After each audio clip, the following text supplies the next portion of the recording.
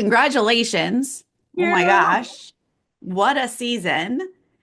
But I'm so blown away by the fact that you were an alternate on 46.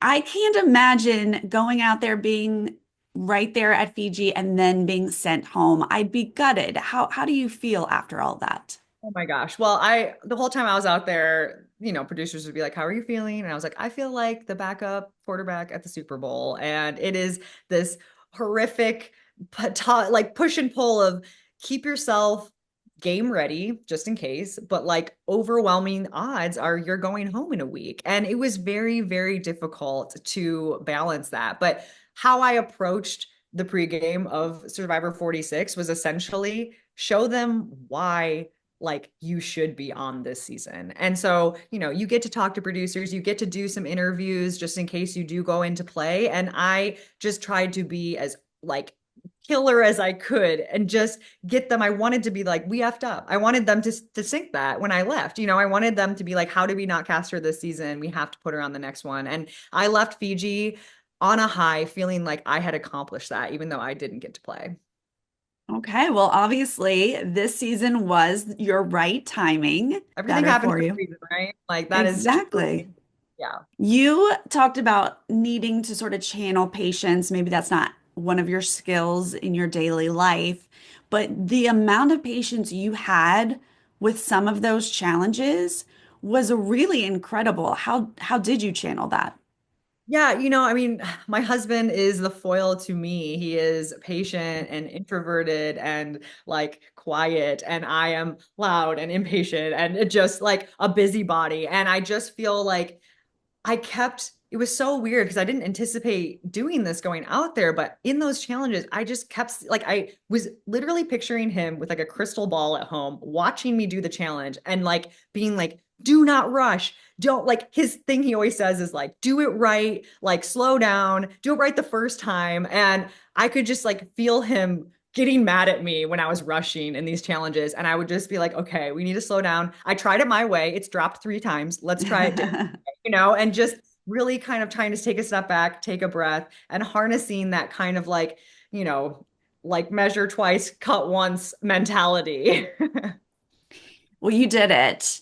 And you were also so good at puzzles. But I feel like a lot of us think we're good at puzzles, but then we're out there, we're starving. It's a different situation. But you actually were. Were you surprised? How did that feel? It felt so validating. I love a puzzle. I have a jigsaw puzzle at home, half done right now. I'm always doing puzzles. I've bought survivor puzzles for years and practiced them. And so it's just like to go out there and believe that I could be good at the puzzles and then be very good at them was just, it made me feel so good. And I had so much fun doing it. Like Annika and I were a power duo on the puzzles. I would like us together. I would love to go up against the very best of the puzzle people. And I think we could hold our own. Absolutely. Now, when you got your clue for the idol and realized you had to cut it out of a very public tarp. Now, how did you manage your nerves with this? I was very impressed. Yeah, so I actually tried to get it that night, the first night after the auction in the middle of the night. And I got up and I found the machete and I'm like moving around in the dark trying to get, but here the problem is that the tarp is on the top of the shelter and there's people sleeping like right here, like 2 feet below where the idol was. And so I started, this tarp is so thick, it's so plasticky, it's like double layered and it's stitched. It was not a matter of just like slitting the thing. Like I had to dig the machete in and like use leverage to like get it to rip. And so I popped like one seam at night and it was deafeningly loud. Like I was like, I cannot do immediately was like, I got abort mission. Like, cause I was like, someone's head is a foot and a half below me. Like this is not, they're gonna wake up. I'm gonna have no reason to be here. So I put everything back. And actually what I did was the next morning when I had been on Lavo Beach with the Tukus on that night that I almost went home, they had a swing. And when I had gotten back to the beach, I had been like, guys, we should make a swing. That was so cool. Like, I want to have a swing here.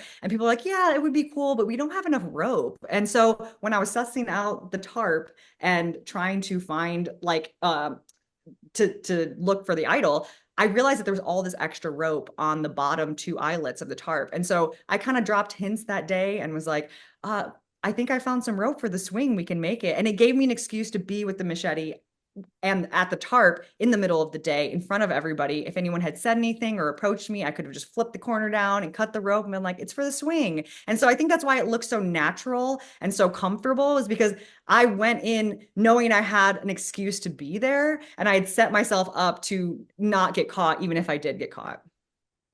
Okay, that's nice. Now, did you explain all of that in Final Tribal?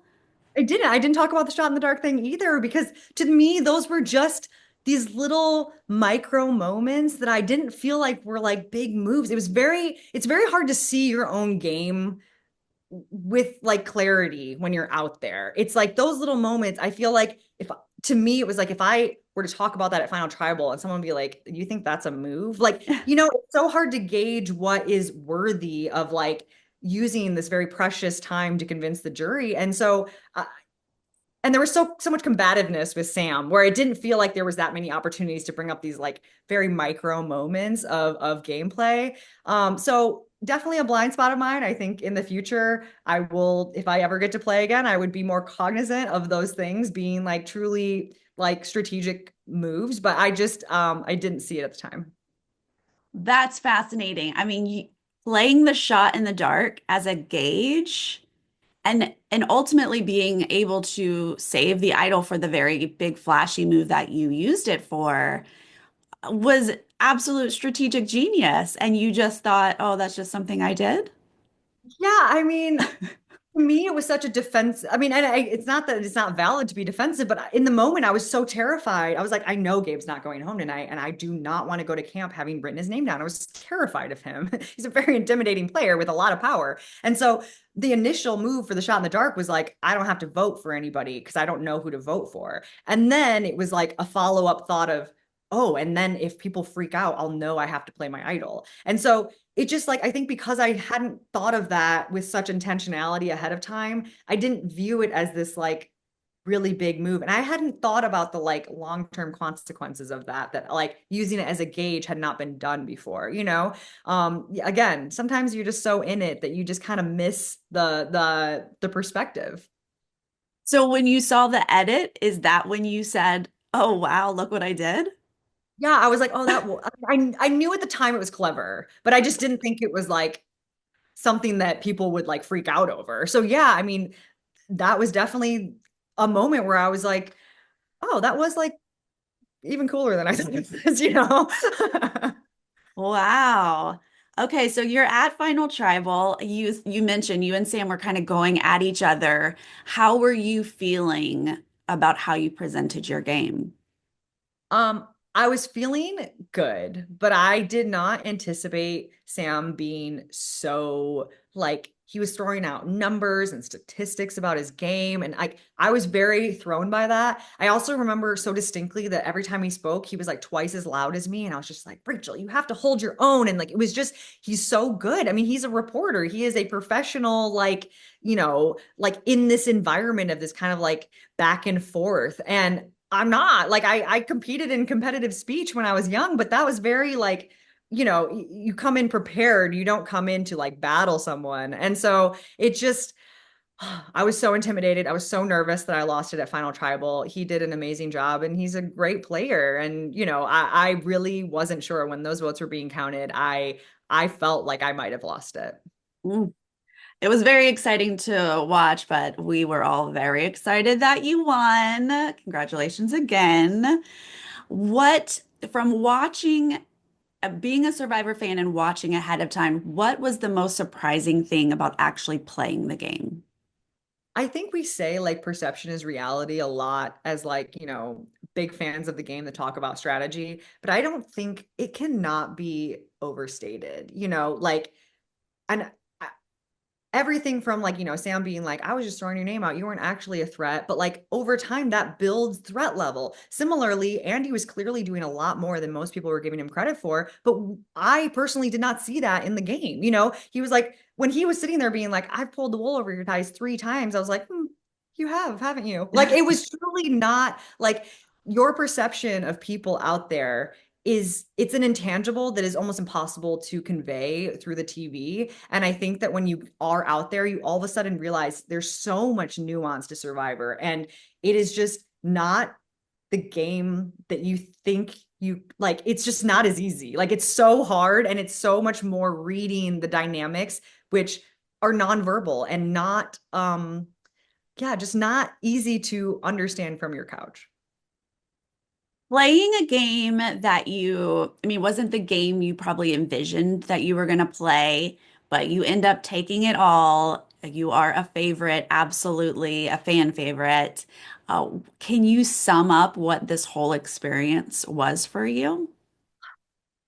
It was a dream come true. Even if it didn't go the way I thought it was, I like so many of my strengths that I thought I was coming in with were like kind of weak, and so many weaknesses were really strong. And I just feel like, I came in being like, I know who I am. I am a mid-30s, like professional woman. I'm not here for this growth journey. And I think I didn't have as much of that as some other people did, but I certainly learned a lot about myself. And I just feel like overall, it couldn't be better. I dreamed about this for 7 years. I was the alternate. I get to play, and then I freaking win, and I tie a record, and I get an idol, and I get to play it right. And like just it was like check, check, check, check, everything my husband wrote in the loved ones letter, which I got after the game, like, oh, go get an idol and like win an immunity. And it was just like I just couldn't believe that I was able to do it all. And I couldn't have had a better experience.